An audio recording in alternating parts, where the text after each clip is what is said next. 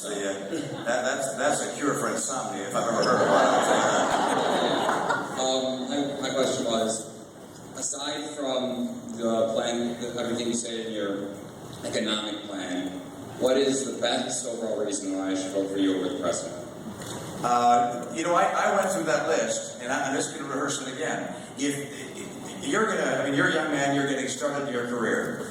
If you want to have $16-17 trillion of debt at the beginning of your career that the government has that they have to tax you to pay the interest on, then you're going to find very high. You're going to find that while you're working, you're going to see that whoever you're employed by is getting you a big, nice number, and then you're going to see FICA there, and then you're going to see taxes that are going to be paying debt, not for what you got, not for the benefits you received, but for what we got. You're going to see massive obligations which may crush your capacity to ever achieve your dreams. I don't understand how a young person today can vote for President Obama. I have to be honest with you. They get all excited about it.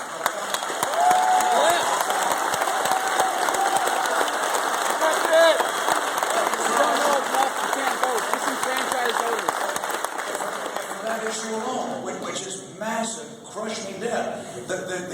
If I'm president of the United States, I'm going to cut spending. When I was governor of my state, we faced a financial crisis right away. I didn't just slow down the rate of government spending, I cut it. And that's what has to happen in Washington. I have to get rid of programs. I will get rid of Obamacare. That costs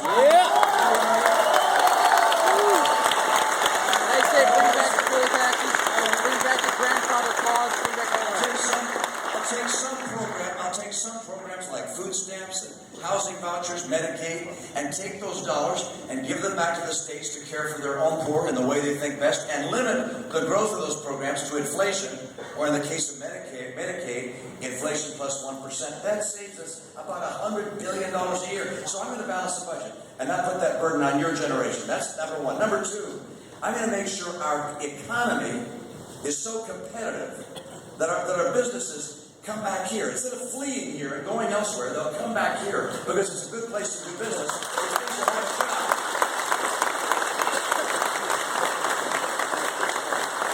Which means you've got a good shot at having a good job. And it also means, with a strong economy, we will be able to afford a strong military. And by the way, think about this. If you look throughout the world, those nations that believe in freedom, personal freedom, economic freedom, the European nations, Japan, Australia, and so forth, Canada, and you say, do they have a military capability to hold back the military of people who believe in authoritarianism? Russians and China and others. I hope we never have conflict with them, of course. But recognize that a strong military is essential just to keep things in check. Our military is essential to preserve security and peace in the world. And so I'll have an economy strong enough to give you a job, and strong enough as well to maintain a military which can assure that you and your kids will know freedom. Those are some of the best reasons I can give you.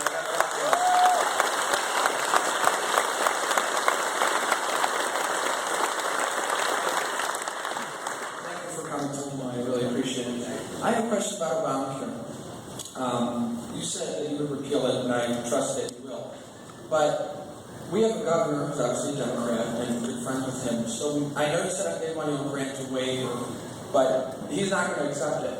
So my question is, if you do not, when you're president and when we have a majority in the House, but if you don't have the Senate and you don't have enough votes to reconcile the bill, how are you going to go about appealing that if you don't have the votes in Congress? Well, first of all, let me mention the first hit we have, the first shot we had at Obamacare, and that's the court, the Supreme Court. And I'll tell you one thing, just as an aside, I'm going to support justices that follow the Constitution and don't make up law. And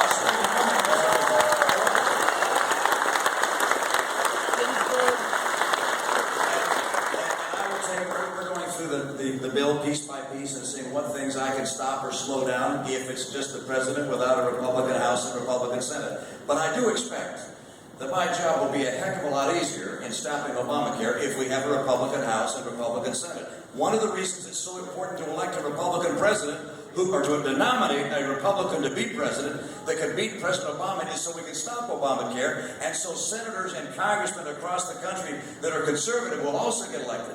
if we have that group together, then I can finally have action to repeal it. Fundamentally, to really stop it entirely in its tracks, we need not just the waiver that I described, as you point out, but also a repeal. And I will act with whatever source of strength I have to get a repeal and return to the United States.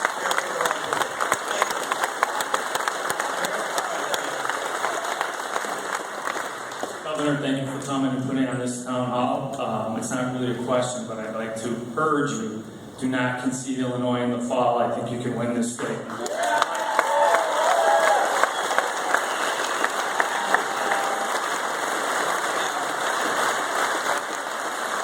That's encouraging. That's encouraging. I haven't decided whether we can get all 50 states or just most of them. So, but we're going to be watching very carefully. And you know, Dan Rutherford keeps telling me the same thing. He keeps saying, "Look, we could win here in Illinois." And we've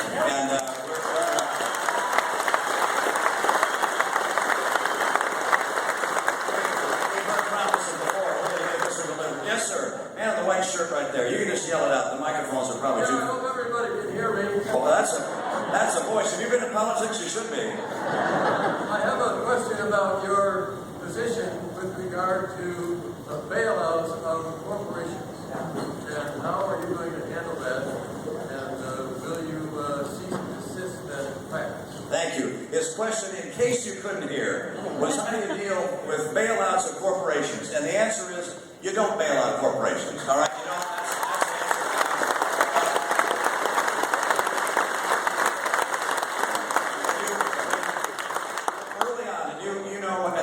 Confused in a lot of people's minds, and I'm sure it will be used by President Obama in a way trying to confuse people in the great state of Michigan and perhaps in states with auto operations as well. When you may recall at the very beginning of the auto crisis that the executives from the big three automakers flew to Washington and asked Congress for, well, some billions of dollars. And I immediately wrote an op-ed in the New York Times, and I said, don't give the money. Don't send checks to these companies. They need to go through bankruptcy. That doesn't mean closing them down. Of course, we're not going to close them down, but they need to go through bankruptcy. And by the way, you've seen other businesses go through bankruptcy. Airlines and others go through, shed unnecessary costs, and then come back stronger. So I said, look, have them go into bankruptcy. Let them get rid of their excessive costs. If they need some help getting out of bankruptcy, guarantees, warranty guarantees, and so forth, fine. But have them go through bankruptcy. I don't believe the role of government is to go around picking various businesses to bail them out. I believe the right course is for them to use the bankruptcy process if it's available to them so they can come back stronger